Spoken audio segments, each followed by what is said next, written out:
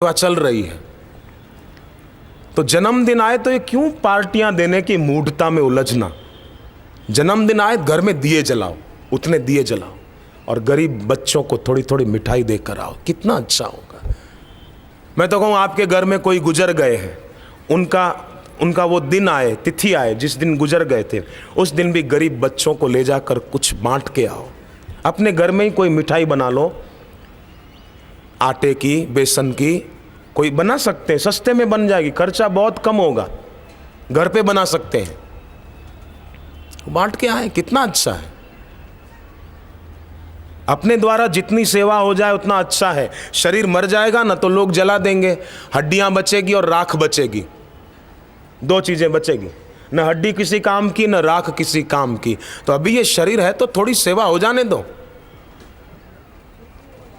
हैदराबाद समिति के भाइयों ने तन मन धन से ये सेवा नहीं की कि सबको सत्संग मिल जाए। समिति वालों का कोई अपना स्वार्थ थोड़ी था, सबको सत्संग मिले, गुरुदेव के दर्शन का लाभ मिले, सबकी भक्ति बढ़े, उपासना बढ़े, उसलिए ये किया। तो ये ध्यान दें कि जो चीजें सदा नहीं रहती वही अच्छी लगती है या अछूत ईश्वर अच्छे लगते हैं, प्रामाणिकता अच्छी लगती है कि चालबाजी अच्छी लगती है, ये जरा सोचें।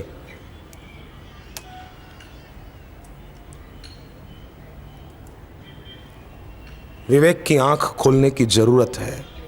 अगर हमें संसार के भोग ही अच्छे लगते हैं तो जरा सोचो आज तक इन भोगों से क्या लाभ हुआ, और जिस ईश्वर के नाम का जप नहीं किया तो उससे कितनी हानि हुई, कितने श्वास यूं ही बीत गए। शरीर तो छोड़ना पड़ेगा, जाग जा तू बंदे वरना रोना पड़ेगा, रे मन मुसाफिर निकलना पड़ेगा, काया कुटी खाली करना पड़ेगा। ये शरीर तो छोड़ना ही है।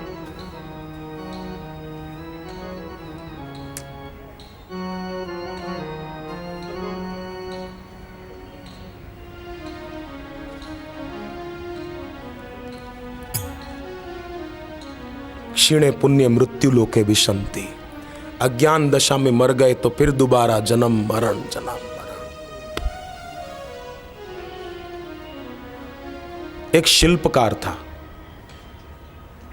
मूर्तियां बनाता था ऐसी बढ़िया, आपको लगे कि ये आदमी बैठा है कि मूर्ति है, ऐसी मूर्तियां बना, हूबहू लगे कि ये आदमी बैठा है, खुद साक्षात।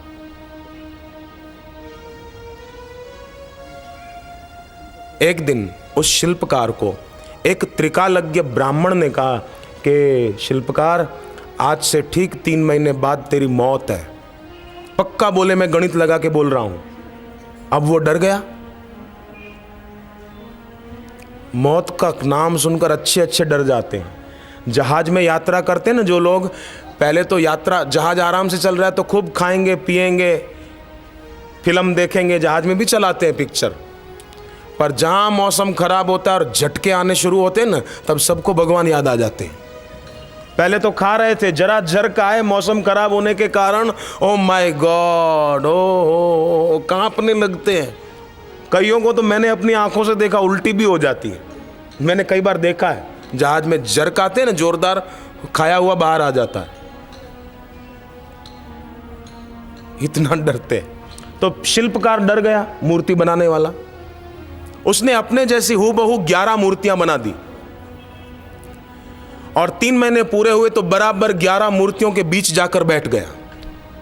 सोचा कि यमदूत लेने आएंगे तो मैं प्राणों को ऊपर चढ़ा के रोक दूंगा, पहचान ही नहीं पाएंगे।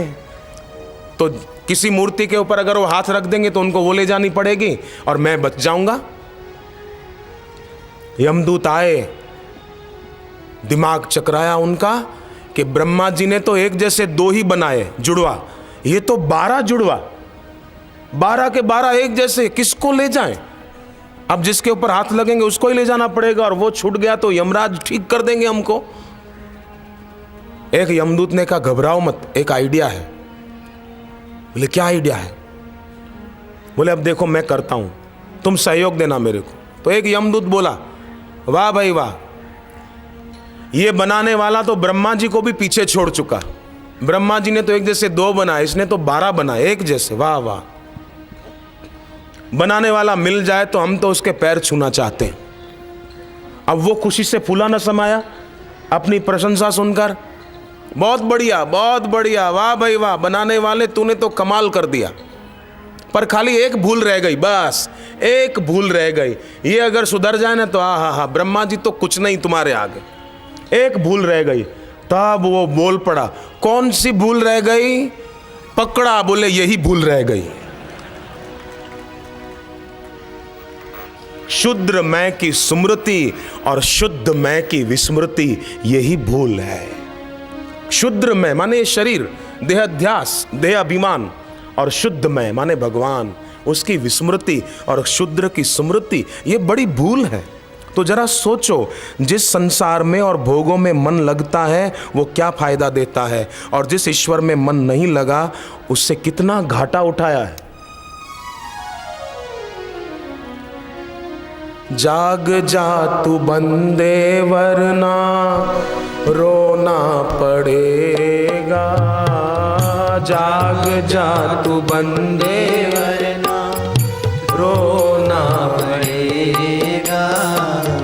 काया कुटी खाली करना पड़ेगा। काया कुटी खाली करना पड़ेगा। साथ न जाए कुछ भी मौत जो आए। साथ न जाए कुछ भी मौत जो आए। भक्ति ही केवल है साथ निभाए।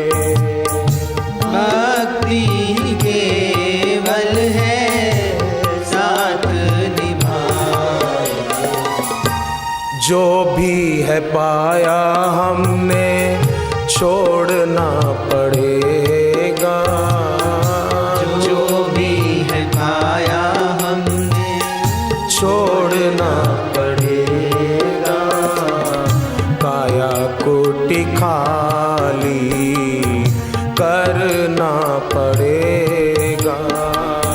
काया कुटी खाली करना पड़ेगा। मिला है जो जीवन ये व्यर्थ नहीं करना।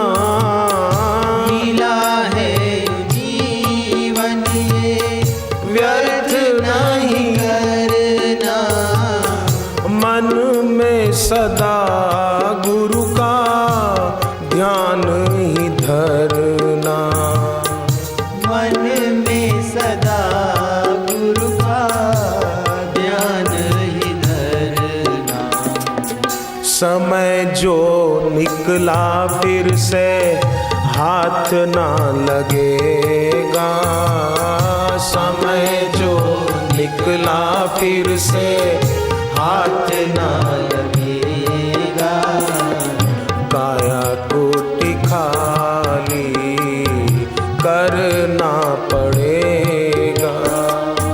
काया कुटी खाली करना पड़ेगा। ये काया कुटी खाली करना पड़ेगा। नहीं चाहने पर भी चलना पड़ेगा। हैदराबाद में बापूजी भले 3 साल के बाद आए, पर यहाँ के सत्संगी जो है ना वो बहुत साधक, और जो दीक्षा नहीं लिए वे भी बड़े पुण्य आत्मा हैं। 3 साल के बाद भी बापूजी पधारे तो सही। अमेरिका में बापूजी का सत्संग हुआ था पिछला आखिरी 1995 में, 95 में हुआ था। ये 2008 शुरू हो गया। दोबारा अमेरिका वालों को तारीख नहीं मिल रही है, और मिले ऐसी संभावना भी नहीं लग रही है।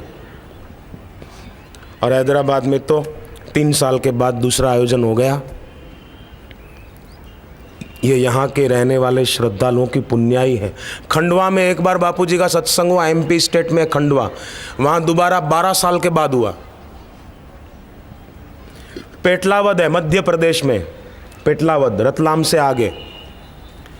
वहाँ एक बार गुरुदेव का सत्संग हुआ, दूसरी बार 17 साल के बाद हुआ, 17 साल के बाद। और वहाँ के लोगों की इतनी तड़प बढ़ी कि बापूजी के दर्शन हमको नहीं हो रहे, गुरुजी हमारे पेटलावद में नहीं आ रहे, हमसे क्या पाप हुए कि स्वामी जी यहाँ नहीं पधारते, तारीख नहीं देते, क्या बात है। व्याकुलता बढ़ी उनकी। तो आप विश्वास कीजिए, मैं सच्ची